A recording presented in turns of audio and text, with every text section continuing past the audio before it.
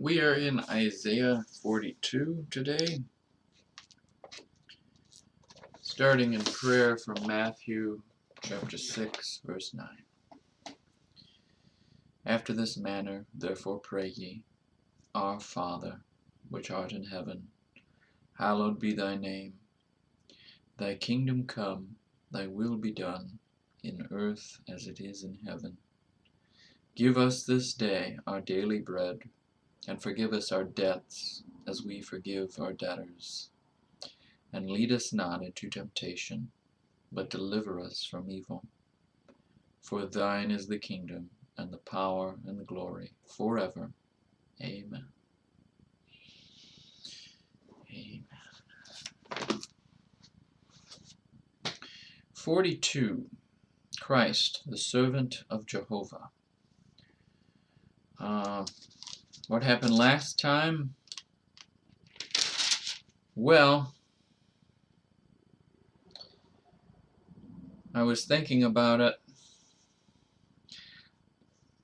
before I turned on the camera. How did they miss him? You know, they had this writing. That's kind of what we talked about last time a little bit. How this was written, 150 years before the actual being carted away to Babylon. And then here we are all this time after that, another 400 years? And they didn't see him coming, you know? And I was thinking to myself, why did that happen? Why did they miss them? Why did they misinterpret Scripture? How did they not see it?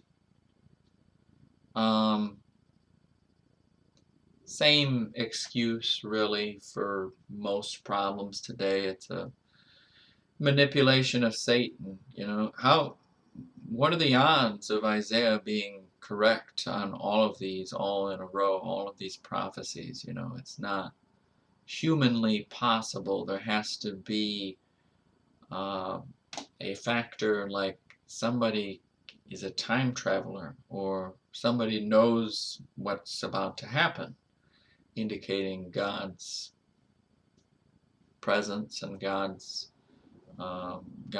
speaking to Isaiah.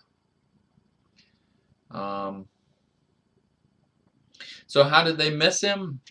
How did they not see Jesus?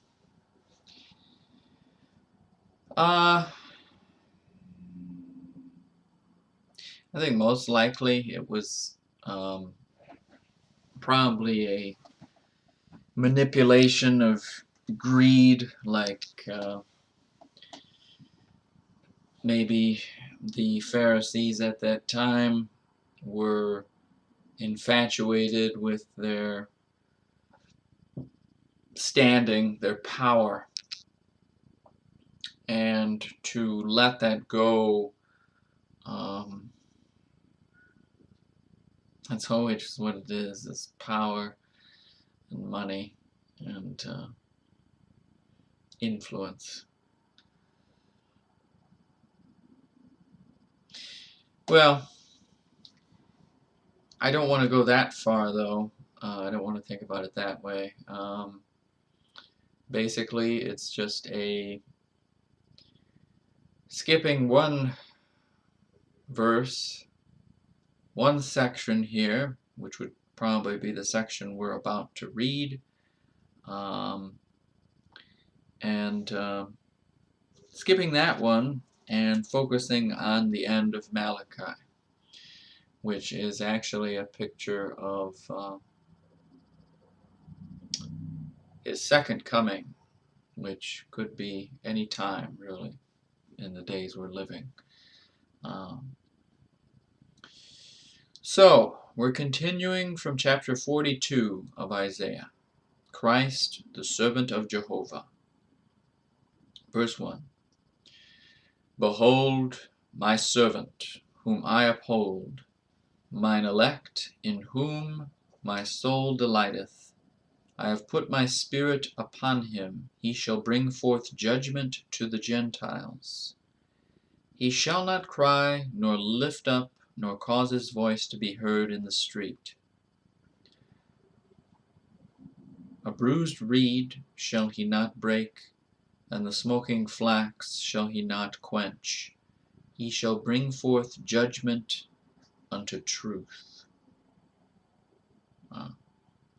He shall not fail, nor be discouraged, till he have set judgment in the earth, and the isles shall wait for his law.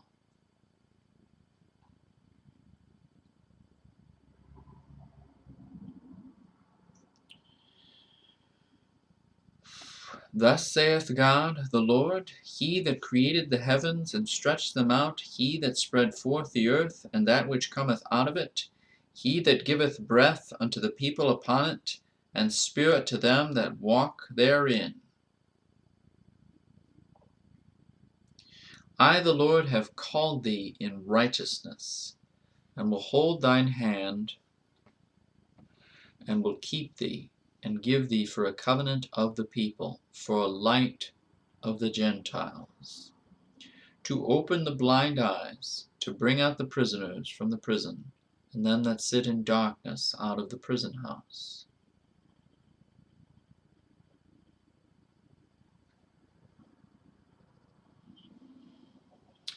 Doesn't that happen in one of the Gospels? It must be the Gospel of John, where Jesus responds to these servants of John the Baptist, and they ask him if he's the one, and Jesus responds and says, well, you tell me. The blind see, this miracle is happening, this miracle is I mean, I'm paraphrasing what he said, but I know it's opening the eyes of the blind. That's one specifically he says, I think. But just imagine that, to be in the presence of that. And I see such suffering, and to see these miracles happening right in front of you must have been just so amazing. My coworker said yesterday she's tired of life. And that didn't hit me how awful that statement is, But a lot of people are really tired right now.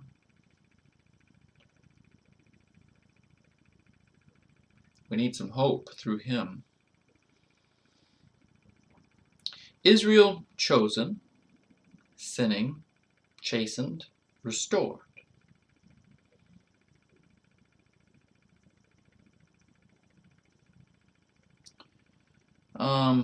There's a couple notes here before I move on. The second note, oh, there it is. Okay. We can read both of these. Let's read these notes before we continue. There is a twofold account of the coming servant. 1. He is represented as weak, despised, rejected, slain. So why is it a twofold account? I think it's because it's talking about him both times, right? The first time, that's what he's going to be. The second time is he's going to come in judgment, as we just said. Judgment. What was the phrase? Truth in judgment? Where was that?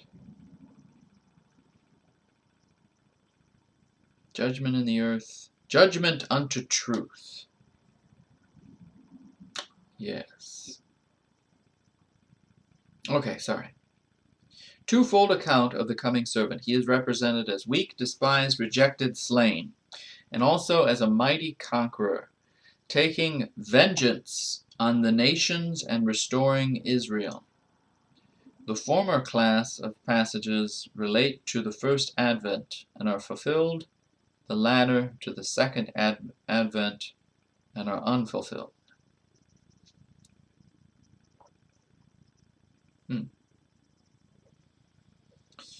The prophets connect the Gentiles with Christ in a threefold way. Right, they were hinting at that, right? For a light of the Gentiles. So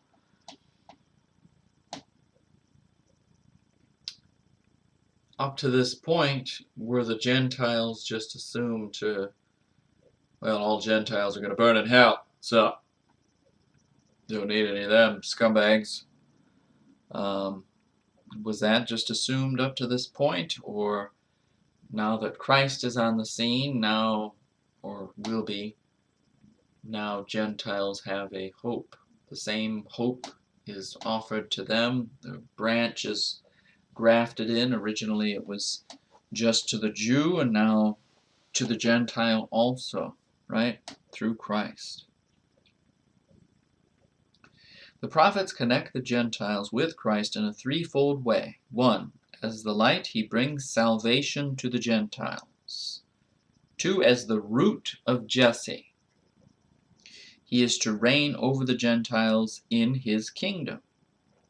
He saves the Gentiles, which is the distinctive feature of this present age.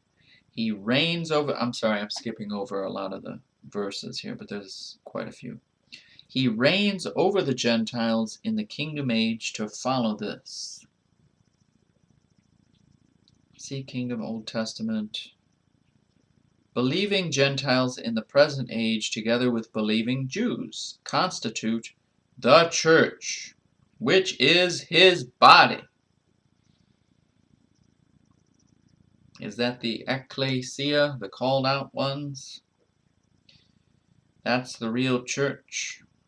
Believing Gentiles in the present age, together with believing Jews, constitute the church, which is his body. Okay. All right. Where were we? Israel, chosen, sinning, chastened, restored. Verse 8. I am the Lord, that is my name, and my glory will I not give to another, neither my praise to graven images. Right, they're worthless. There's nothing there.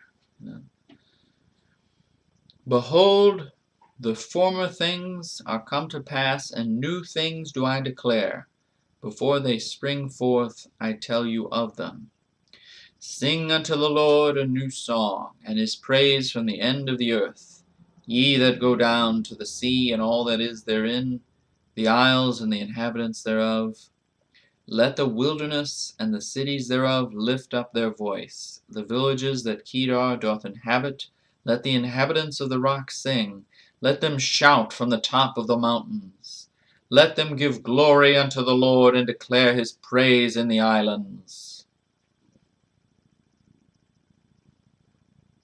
That's what we're supposed to do.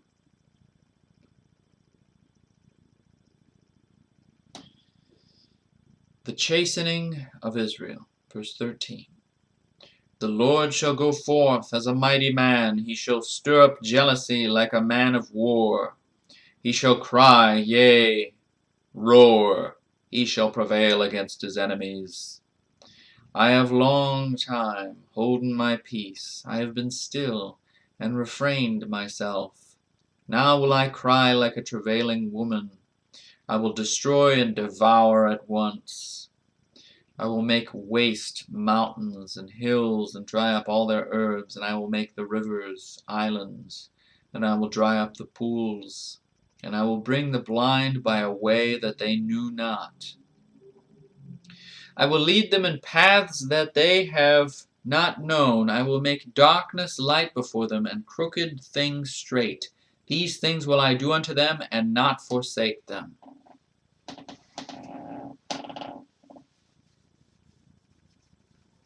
Well, it says the chastening of Israel there. But you could substitute in lots of people today. I mean, I've been talking about brainwashing lately, and It's just unbelievable, some of the stuff that I'm discovering. And, well, you can see it right in front of your face, too. If you do a little investigating, you find out it's so bad. And I admitted that in, I think, my apology video. I said how it's going to be the hand of God that heals the damage that has been done by Satan. And that's kind of what it's saying here, because I don't see, it seems impossible, you know, from what I see right in front of me, and how everybody is so enslaved by a system that is actually hostile toward them, and they don't even realize that it's slowly killing them. And so I don't see a way to escape it, you know, because it has such a stranglehold on the majority of people. It's all satanic. I think you could put everybody in that category, but it does seem to be focused on Israel in this section. So there are a lot of the Jewish people in that nation and scattered everywhere. There's a lot of them that don't even believe in God. How can you be a Jew and not believe in God? You know, just that should be the center of, yeah. But he's going to make it known to them. They're, like we were saying not that long ago about the dry shod. Crossing over on dry shod, you have to acknowledge the miracle, because it isn't muddy feet, it's dry shod. And for that to get dry that quickly indicates a miracle of some kind. It isn't some natural occurrence of the tides or something. I think the Jews that haven't believed, that maybe they have assumed there is no God, they're going to have to acknowledge it now, you know. Even though they've been blind and in darkness, now they're going to see. Now they're going to see. 17. They shall be turned back, they shall be greatly ashamed that trust in graven images, that say to the molten images, ye are our gods. That's pretty much, you know, without God, that's this life. You know, we give worship to a bunch of plastic G.I. Joe dolls, you know. It's pointless. Life is pointless without God. I don't see the point in my existence other than it seems awful without God.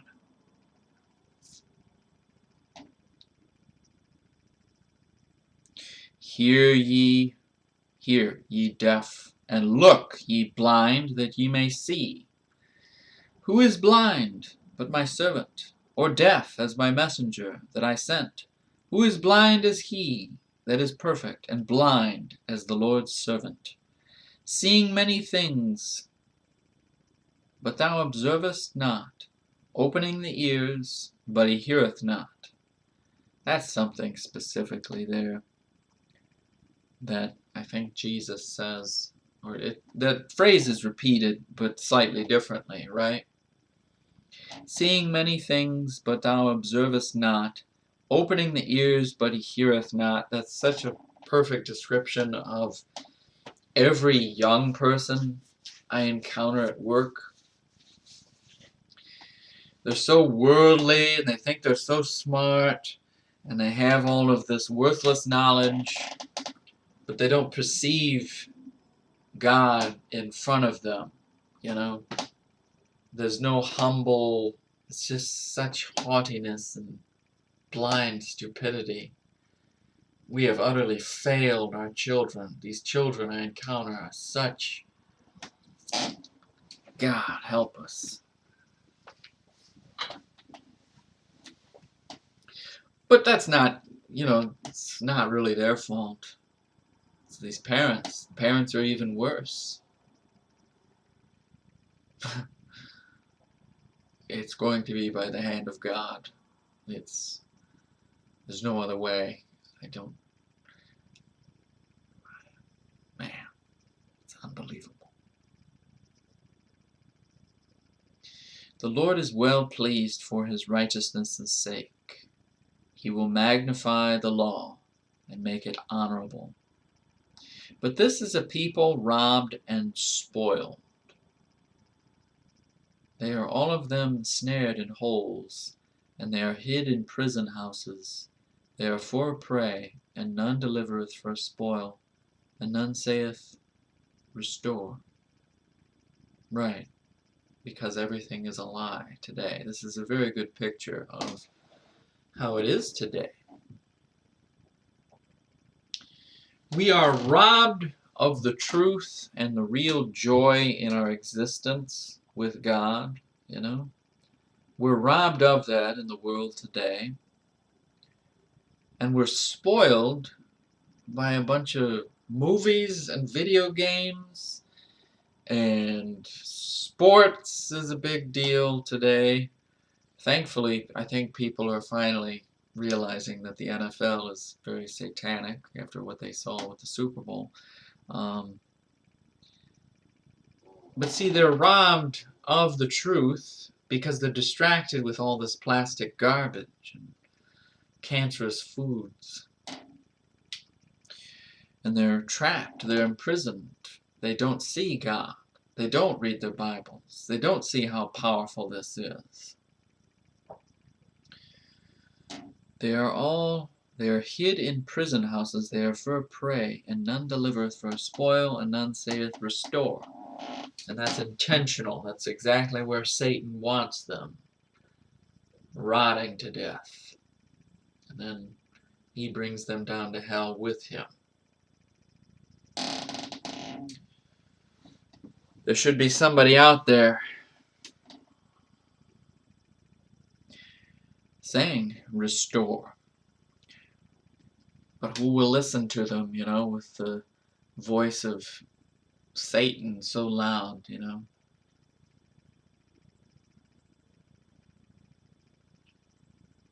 Who among you will give ear to this? Who will hearken and hear for the time to come? Who gave Jacob for a spoil and Israel to the robbers? Did not the Lord, he against whom we have sinned? For they would not walk in his ways, neither were they obedient unto his law. Therefore he hath poured upon him the fury of his anger, and the strength of battle, and it hath set him on fire round about. Yet he knew not, and it burned him. Yet he laid it not to heart.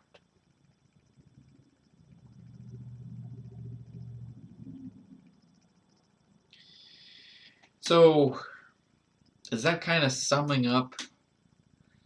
I don't know. It's so amazing and so beyond me. It's saying what Israel was supposed to be. They were supposed to be a nation of priests that led people to God, but instead, what happened historically? They turned away from God. They weren't obedient unto his law, and they turned and worshipped everything around them, everything under the sun, and G.I. Joe dolls and other plastic garbage. And they didn't lead people to God like they were supposed to. The Messianic Jew is supposed to do that today, lead people to God. I think Abraham probably did that toward his later years. And then you have so many other great examples of, you can't be, well, never mind. I'm just saying the description of a prophet at the beginning of this book is like an ideal today. I think that's what the Messianic Jew was supposed to be, or the Jew in general. They're supposed to be leading people to God.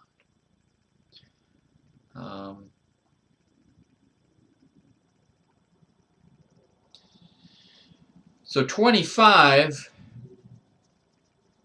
is the result of that. They go into captivity. They're scattered throughout the whole earth.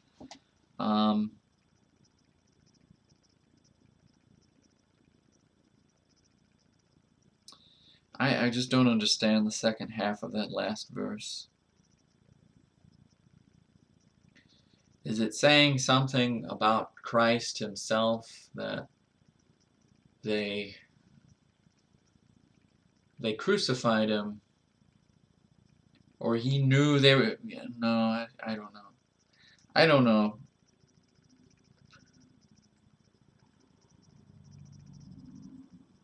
Therefore, he hath poured upon him the fury of his anger and the strength of battle, and it hath set him on fire round about.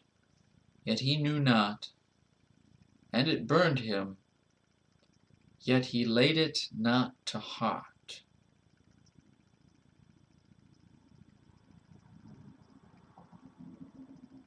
Who gave Jacob for a spoil and Israel to the robbers? Did not the Lord? He against whom we have sinned, for they would not walk in his ways, neither were they obedient unto his law. Therefore he hath poured upon him the fury of his anger, and the strength of battle, and it hath set him on fire round about. Yet he knew not, and it burned him, yet he laid it not to heart. I think I'm starting to get it. Is it saying, God could have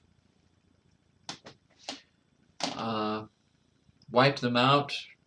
I mean, he even wanted to do that after the golden calf, right? And Moses stood in defense of them.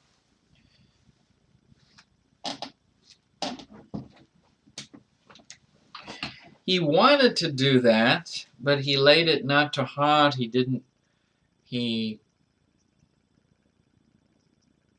I don't know. He chose not to do that. It's an indicator of how wonderful and merciful and grace, how amazing God is. I'm not sure, though. I'll hand that last one to you and the rest of the chapter. It's beyond me. We'll move on to 43 next time. Thank you for listening. Have a blessed day.